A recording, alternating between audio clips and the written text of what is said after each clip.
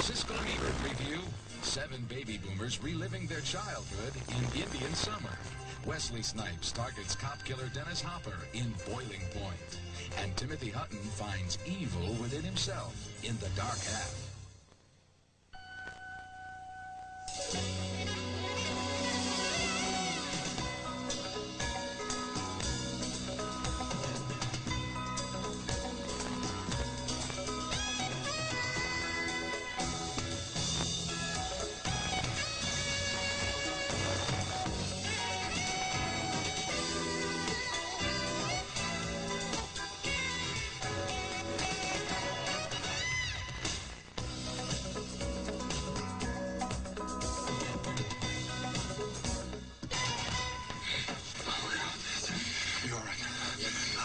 Are you okay?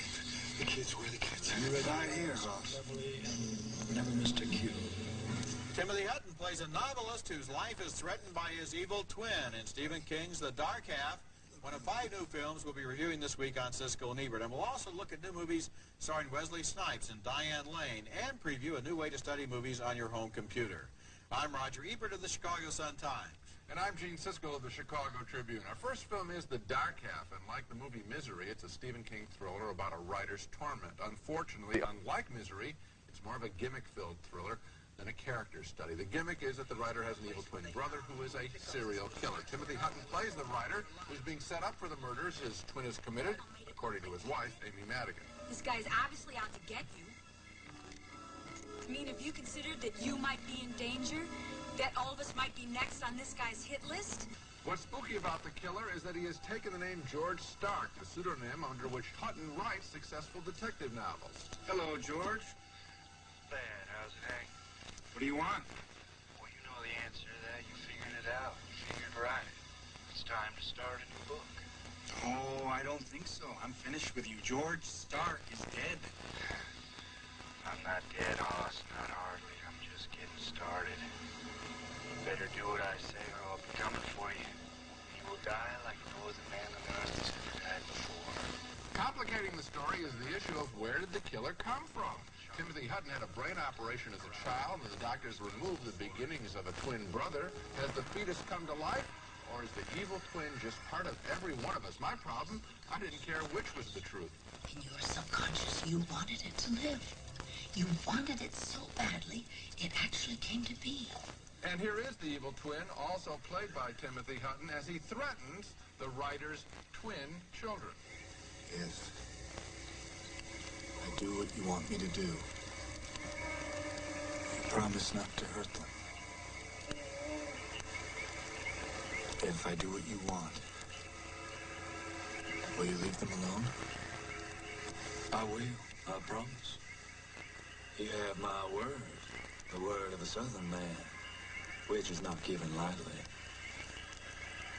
Let me have them. You can have one.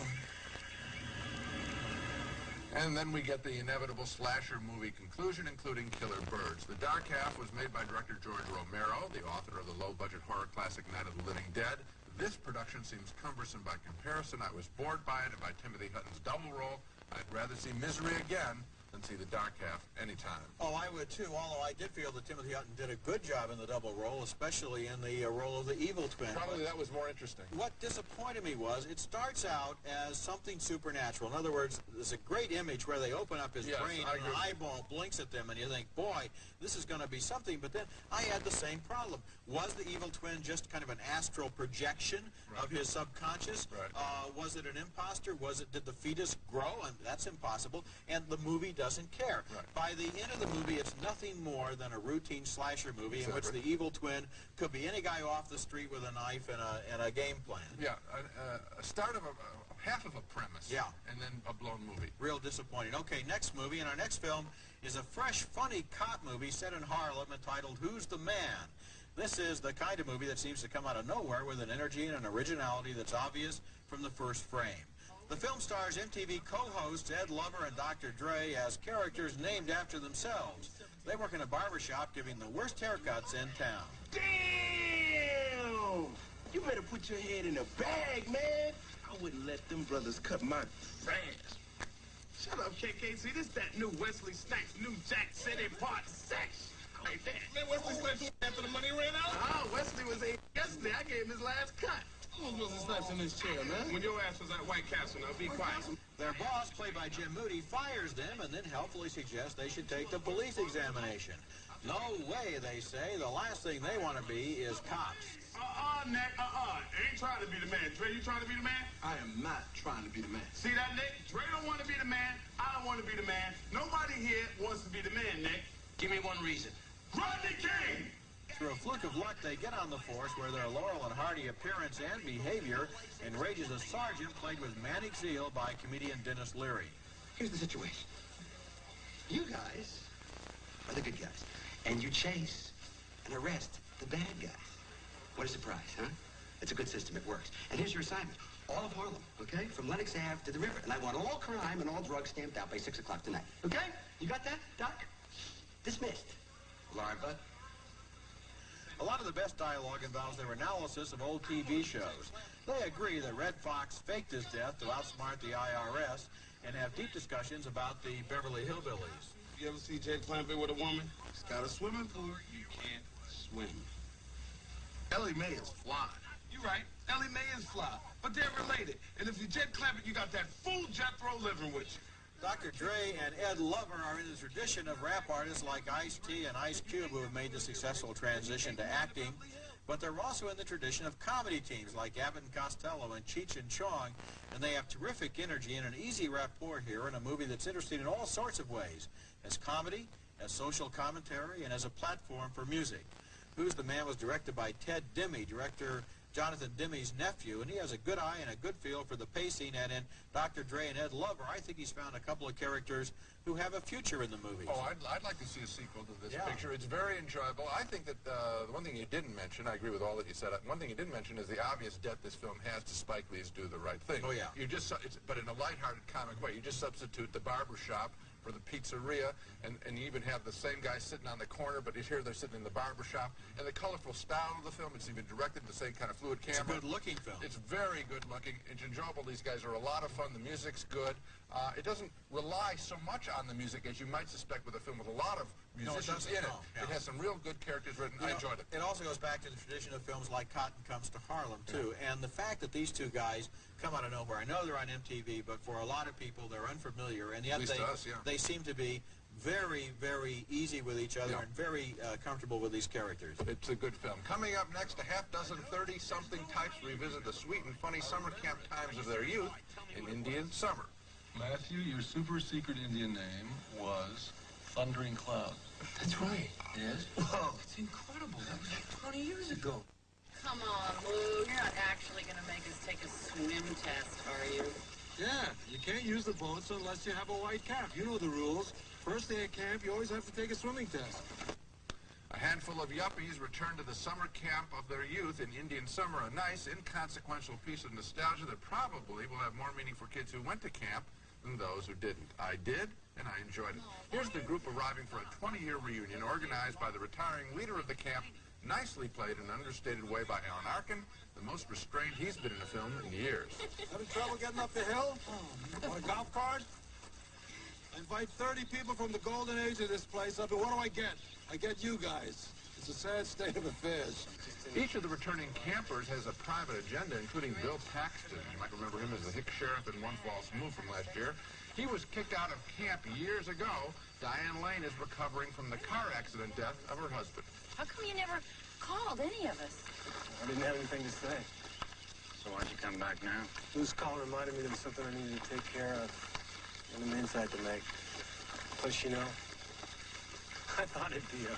Hey, why walk someplace when you can run? You know, Gwen and I run 3 miles every morning as a warm-up before we work out. Right, baby? We really ought to spend the rest of this week coming up with an elaborate way to kill those two.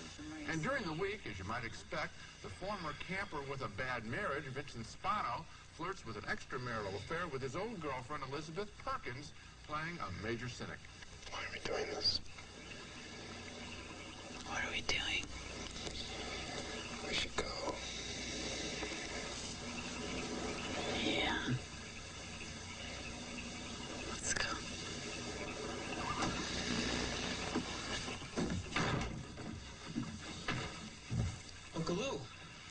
is a wonderful old cabin. Wiley Coder and I put it up in the spring of 1953. The camaraderie of these people seems genuine. I did actually feel as though they might have gone to camp together. The movie wasn't all hijinks, and psychologically I thought it was probably true in its portrait of well-off kids who didn't want to grow up.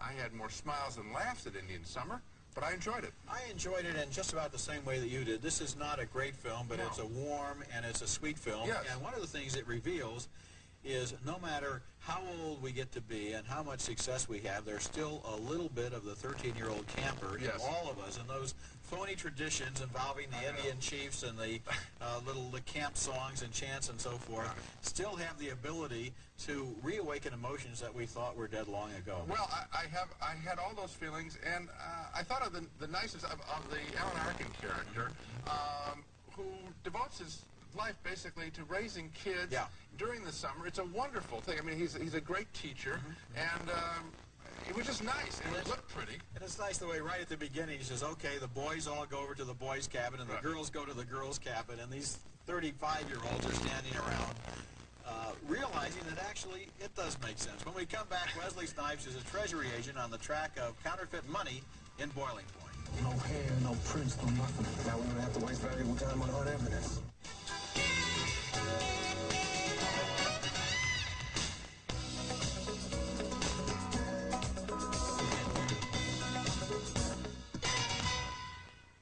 Our next movie is named Boiling Point, and this is a dark, brooding, talky melodrama starring Wesley Snipes as a U.S. Treasury agent whose partner is killed at the beginning of the film. Snipes wants to be assigned to the case, but his superior wants to transfer him out of town, and so, in the time-honored tradition of all cop buddy pictures, Snipes begs to be left on the case so he can avenge his partner's death. You gotta do this for me, as a personal favor. I'm gonna give you 1 week, but that's it. 7 days, and you're out of here, but you gotta give me your word on something. What's that? You keep your head. Nothing crazy. It's got to be by the book. Do I have your word? You got it. And I give you my word on something else, too. When I find this, I'm gonna put him in a box. The movie has a good supporting cast, including Dennis Hopper as a red-headed crook who sadistically sets up other people to die and is a self-pitying whiner, all wrapped into one. Add this to Hopper's gallery of weirdo villains. Okay, kid. I'll kick you in the door.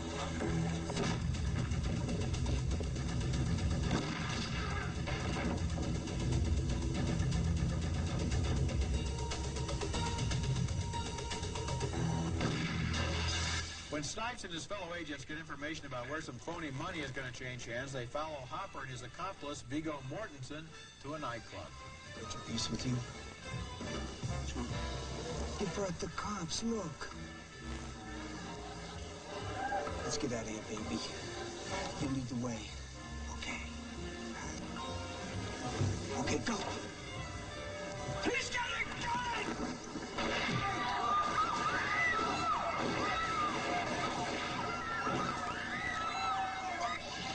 Boiling Point was directed by James B. Harris, who was responsible for Cop, the terrific overlooked 1987 James Woods movie. This latest film is a major disappointment. It's mostly talk, and although the dialogue occasionally shows flashes of gruesome irony, more often it's just killing time. The plot moves slowly, the characters spend more time explaining themselves than doing anything, and the climax, when it comes, is borrowed out of a dozen other movies. Well, I liked it a little bit more than you did, Doug. I'm not recommending it, but I thought that there was an attempt here to make a throwback film to films of the 40s, the dark kind of films. I think what's missing here is there has to be some energy propelling the story along, and Wesley Snipes, who should supply it, really doesn't. I don't know if it was written or he just didn't get into the character, but he's kind of tired throughout the film.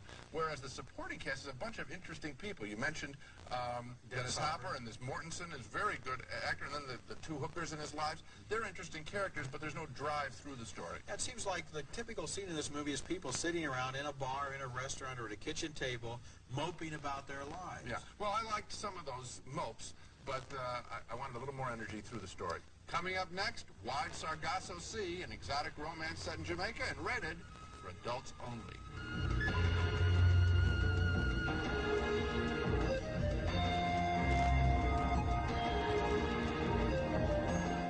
Our next film is called Wide Sargasso Sea, and it's something special. First, it's a gripping tale of erotic love in Jamaica in the 1840s, and it's also refreshingly adult in its sexuality, the filmmakers accepting an adults-only NC-17 rating in an effort to remove the stigma from that rating, and I wish other filmmakers were that courageous and believed in their films. This is anything, however, but an exploitation picture. It's based on Jean Reese's novel of a white West Indian sugar heiress who is torn between the Voodoo Island culture and her arranged husband. Nathaniel Parker is the husband.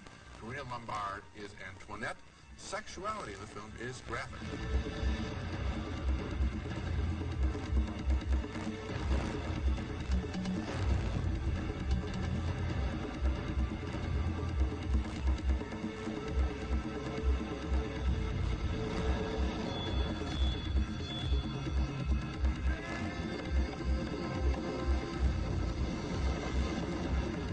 Antoinette feels under pressure to hang on to her husband. Other island women have voodoo and designs on him, or Obeya, as they call it, on their side. If you would come to me just once more, I'd make you love me again. Obeya is too strong for a white man. It will only cause big trouble. Soon Antoinette and her husband are at each other's throats. And your husband look like he sees zombie. Maybe he don't like honeymoon house no more either. I get you back, my castle! I get you back! You don't say that like that! Go away, child. You call her a child. She's older than the devil and more cruel. Fetch Christophine. Yes, master.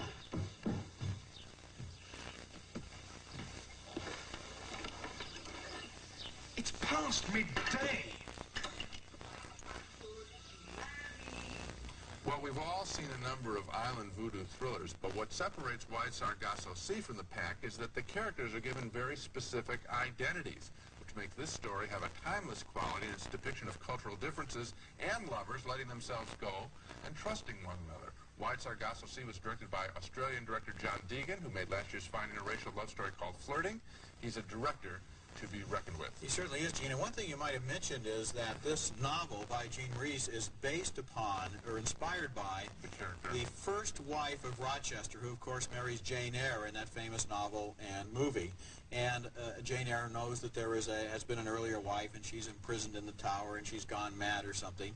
And Jean Reese, in reading that novel, began to wonder, what is the story of the first wife, and how did Rochester go out to Jamaica, and how did he meet her, and what was her story? And this is a powerful invention here to show how this woman was driven essentially mad by the times and place that she lived in. You know what I'm talking about in terms of an island voodoo movie, which is frequently just a thriller, and you basically have a dancing before the camera, a lot of weirdness going on, but the characters you get to know the people. Here you do. This is sort of a voodoo movie if it had been directed by Merchant and Ivory. Yeah, it's thoughtful. When we come back, a new way to look at the Beatles on your home computer. If I give my heart to you. Siskel and Ebert's Video Pick of the Week, brought to you by Orville Redenbacher, the first and last name in popcorn. Our video pick this week appears on a different kind of screen, your computer screen, where CD-ROM discs are now being used in order to create a whole new way of studying movies. The first movie available on CD-ROM is the Beatles classic A Hard Day's Night, which has been packaged by the Voyager Company, whose Criterion Collection is a leader in the Laserdisc field. Click on your Macintosh screen and you can see the movie or stills from the movie in a small window next to a running commentary on the film. Click again and you can read the screenplay while you're listening to it. I never noticed his nose until about 6 months ago. And my mother asked me before I left for America if I wanted any sandwiches. And when I plugged her in, she just blew up.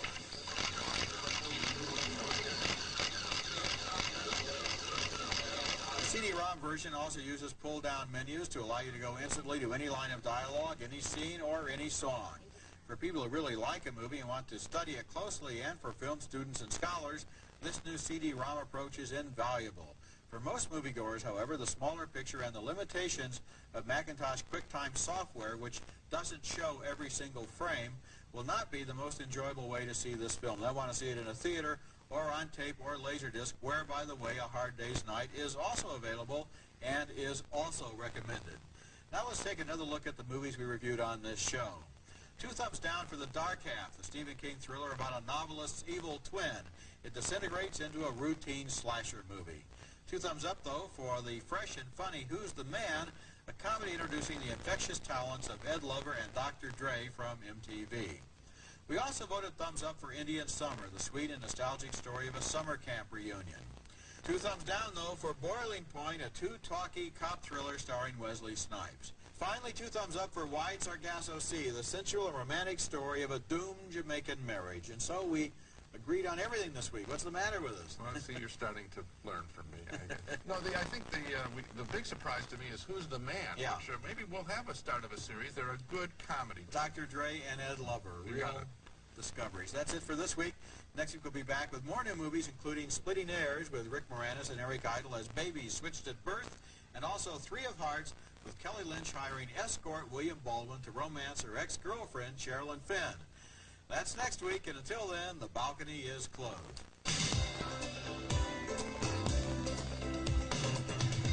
Stork Chocolate Reason. If you like chocolate, then you'll love Reason. Extra chewy chocolate caramels covered with a rich chocolate coating. Fashion Bug. 1,200 stores carrying the latest in junior, Mrs. Plus, girls, and men's fashions. 1-800-FB fits and the letter U. Fashion Bug fits your life.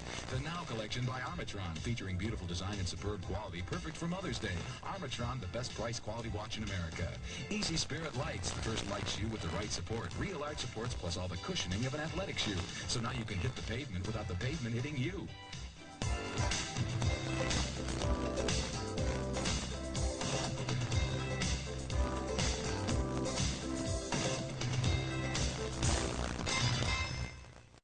Ebert.